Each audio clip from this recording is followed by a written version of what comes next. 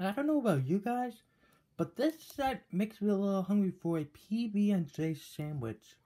I don't know why. Maybe it's the colors, the main colors of the set here, or I'm just hungry in general. Yeah. Anyways, what is up, guys? It's Fanboy from Super Like a Fanboy, and today we got another LEGO Ninjago Dragon's Rising set to review. And yes, today is finally the day we'll be taking a look at set number 71836. It's just 9 up. The Arc Dragon of Focus has 869 pieces. You get 8 minifigures, a spinner, a little side build, and of course the dragon itself. And yeah, this thing is quite big. I mean, and the box is pretty big too. I mean, look at that. We got a lot of stuff going on here. Minifigures we get are Lloyd, Cole, Wildfire, Pixel, Kai, Drex, a Dragonian Warrior, and Jark.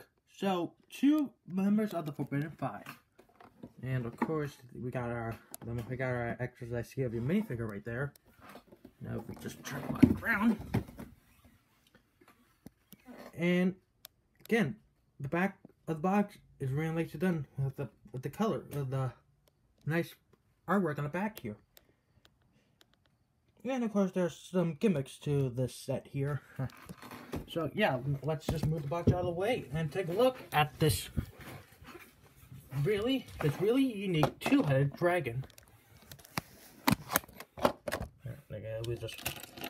We'll move our figures out of the way. We'll move these out of the way. We'll take a closer look at them a little bit. And here we have it, the Arc Dragon of Focus here. Now this thing is really impressive. I mean, this thing is quite unique. I mean, the color schemes, the way it's presented, it has it all. I mean, the color schemes, purple, gold, tan, blue, well, transparent blue, and gold. And yeah, I'm really liking this. Probably a lot more than Thunderfang here. I mean, if you guys probably remember, this is the main enemy of Thunderfang here. But we all know that this is the good dragon that sent Thunderfang to its doom in the first episode of Season 3. And hopefully we will be seeing this dragon, in Part 2 of Dragon's Rising Season 3. And yeah, this thing is absolutely incredible. So, articulation of the dragon is, I mean, it's okay. I mean, the legs, both front legs are on a ratchet joint, so we could get them go like all the way up here, right there, and can go all the way back right there. Foot articulation is really nice done. It's on a ball joint, like so. Claws can move right there, and that was not supposed to happen. The tail was not supposed to come off right there. And you can see it's connected with these connector pieces, so it can just swivel side to side. And of course, this can just be posed up in a different pose, like so, to give it a little more like a really terrifying pose right there, like so. Now, I believe this is the first time we are taking a look at a 2-headed dragon here. I mean, in the past videos, we'd had to take a look at a 1-headed dragon, but we never had done a 2-headed dragon before. And that's something, because I never even gotten the Ultra Dragon from 2012 and the Legacy one, which kind of annoys me.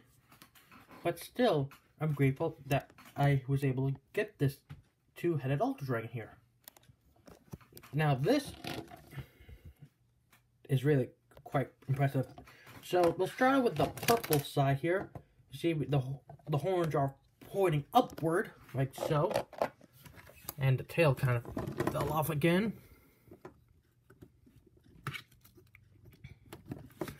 There we go.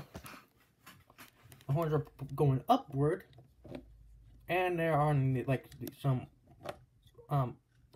clip joints right there, so you can have them in a different pose. Personally, this is the way I'm going to pose it. Okay, and I guess the horns are on these ratchet little ratchet joint right there, so you can have them in a different direction if you want it more intimidating. Like there. And of course, being a dragon, the mouth has to open right there. So yeah, articulation on the mouth is really good. The head is on a ball joint here. And right here it's on a ratchet joint, so you can have it go in a different direction if you want to. Yeah, like, looks like just ready to fight Thunderfang here. And if you might not tell, there's a little shadow to put one of your minifigures on there. And a flag that's supposed to represent the purple side of the dragon here. And the other side is representing like the tan dragon of this side here. I'm feeling these are just the same stickers, but they are facing in different directions. There. Yeah, speaking of stickers, the front is full of stickers. Like the two on the top here. There's two right here, and the legs too. So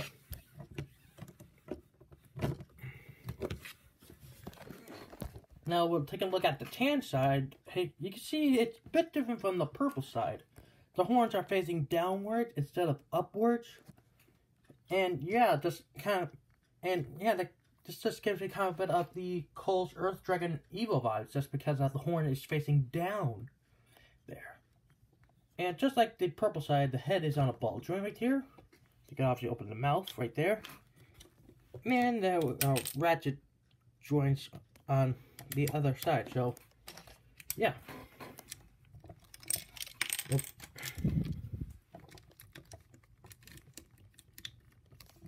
There we go. A piece kind of fell off. Now, as you guys can tell, there's some... there we go. So you see, there are two lanterns right here. I'm not really sure why this dragon has lanterns here. Maybe it's for decorations. I'm not entirely sure. But I really like that. Now, there are some gimmicks to the dragon here, which I want to take a look at. Well, but first of all, I want to take a look at the wings, which are the plastic type, but they actually have a function right here. If you pull this, I guess, like a lever, I'm not sure, the wings can close, like that, and they can just pop forward. And personally, this is really smooth to me. I don't know why, but yeah, I like it. And the plastic wings are not done there. If you go down to the feet right here, both sides, they have these, some, like, plastic, I don't know, like, I'm trying to figure out the words, guess the elemental effect here, so, and, yeah, if we go back here, it's a little bit, exposed right here. I mean, I guess it kind of, just because of the functions, just to make it a little work, right there. And since we're on the back legs, they're not posable. They are connected with them, and the feet are on a ball joint, and the claws can move on them. So really nicely done. Now you may notice this dark red piece right here. That's actually for this blue piece right here, which kind of fires it right there. So I'm gonna show you. 3, 2, 1. There it goes. And I'm believing this, and here's a closer look at it. Here. And I'm pretty sure that this is a new piece for me. Or I mean, a new piece in general. I'm not sure, but I really like it. And yeah, if you guys seen this mold, let me know in the comment section down below. Is this a new piece or not? And you can tell, this is where it fires out the hole right there. And just push it, and just get it back in. You just push it back in like so. That's how you hear a click. There we go. But just to give you an idea, here's how you activate it. You just push this push it down, and it just fires the whatever that is, like a blast of energy from the Arc Dragon, right there. So yeah,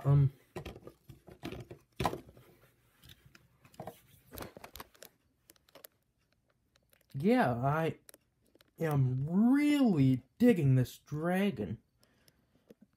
I'm trying to get into focus. There we go. So, like I said, I'm really digging this dragon.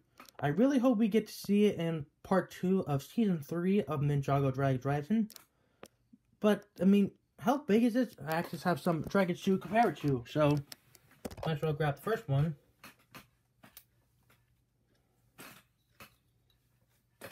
So, starting off with the Ryu from Zane's Ultra Combiner mech thing. As you can see, this thing, Ryu doesn't look so.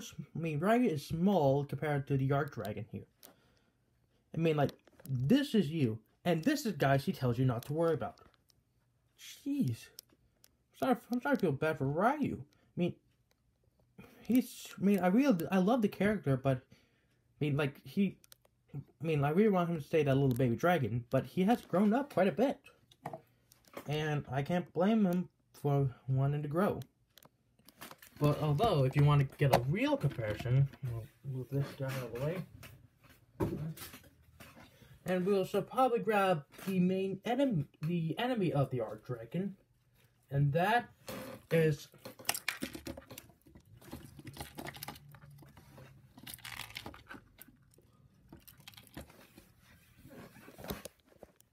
and it's Thunderfang, the Dragon of Chaos here. And actually, I like how these two go well together. I mean, what you get between two sworn enemies, a dragon that can summon out thunderstorms and cause chaos, a dragon that, well, it can is based on the element of focus or just focus in general. This is a really good pair up. I mean, the first episode of season 1 of the background of Thunderfang, this dragon, the Arc Dragon, was a boss right here. And he really just defeated Thunderfang like it was nothing. And yeah, I really hope we get to see maybe a rematch for these two dragons right here. Well, maybe a two-headed dragon versus the Thunderfang dragon here. But still, really, you get a real nice, size, I'm trying to think of the word, size, compare, good size accuracy. I mean, the minifigures,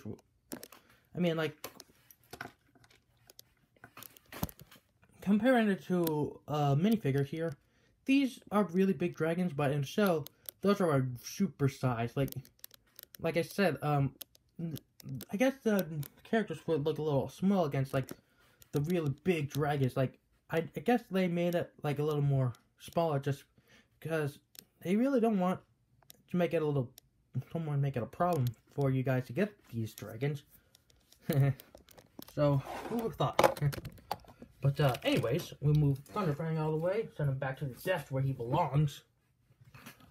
And we'll move Lloyd out of the way. We'll take a closer look at him in a little bit.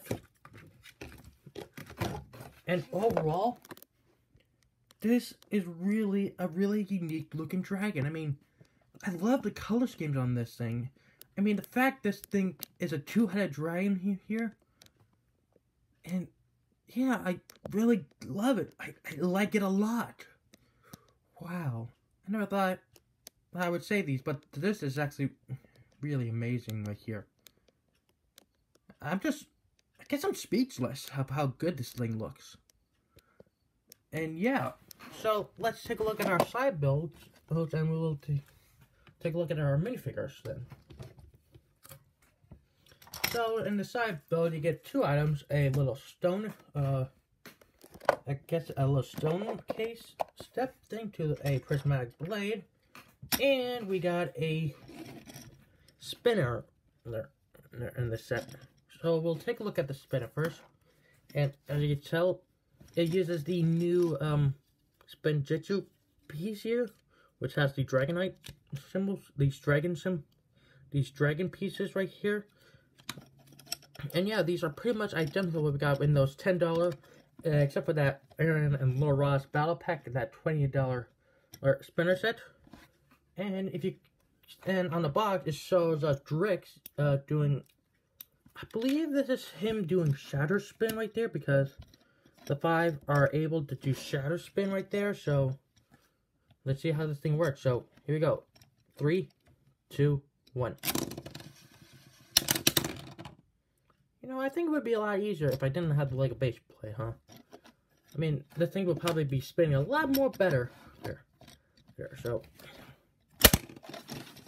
There we go. I sort of got it. But yeah, it's pretty much what we got it with some of the other spinners from the first wave season 3 of Dragon Horizon sets here, and yeah, it's resembled, but I really like it. So yeah, that was a good look at spinner here. I'm pretty sure these are the same colors we saw with Roz's spinner. So just. Yeah, it's going to be a little tricky to get this thing back on. So, there we go. And we'll move these out of the way, and we'll take a look at our last little build you get in the set. And this is actually a little, I guess you'd call it a stone shrine right here. And it holds the one of the 5 prismatic blades here. Now, if you remember, in Thunderfang, he comes with 2 prismatic blades for him. And, yeah, this is a real nice build. And unlike the Thunderfang, it's not really chained up to anything. You just slide in right there to make it look like a really nice display piece. And yeah, we got some stairs right here, so if you want to have your minifigure climb out to take the prismatic blade and keep it away from the Forbidden 5 and the Dragonian Warriors, you could totally do that. See, we got a root right there, and nothing very much on the back here. But overall, pretty nice little side build here. So let's take a look at our minifigures. So we get Lloyd, Cole, Kai, Wildfire here, Pixel, Drix. I'm trying to get them all on the screen right there. There. Zark. And a Dragonian Warrior. So first we'll take a look at Lloyd first. Hang in focus. Okay, there we go. Now, as you can see, Lloyd is in his storm outfit, just like what we got the same minifigure we got in Thunderfang here, and it's still a really nice figure to get. I really love the printing on him. It's really vibrant, of the dark green and the bright green. It's really nice printing on the back there, which are really nicely done. And of course, his weapon is his iconic weapon here from we got in season 11. He has a katana on his back with that shoulder armor piece. And he has 2 faces, his Digi-Eye face and his normal face, what we got in the first season of Dragon's Horizon. Right there. A real nice minifigure to get. Well, if you like Lloyd. Anyways, next up is Cole here. Now, this is the second way you could get this Storm Cole minifigure. The other way was in the Zane's Ultra Combiner Mech thing. And you see, he's pretty much identical to what we got. He has 2 katanas right here. The printing on him is real nicely done. And if we remove his armor piece, like so, he has some really nice printing on the back there. And he has the same faces that we got before. His Digi face and his really, I guess, his proud face right there. I'm not sure. Huh.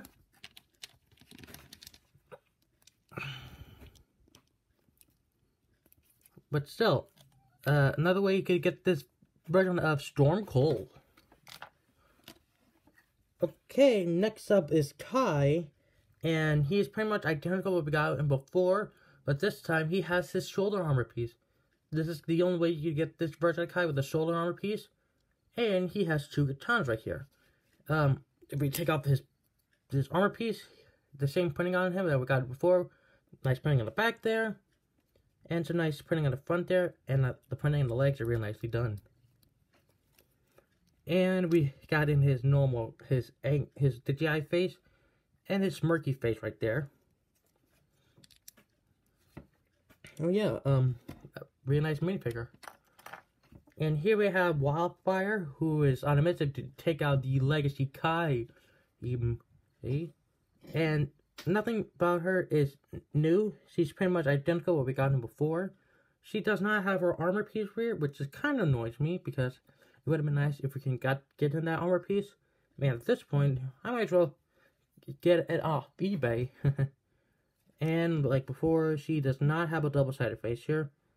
The printing on the back is really nicely done, and the printing on her front is nicely done as well. There.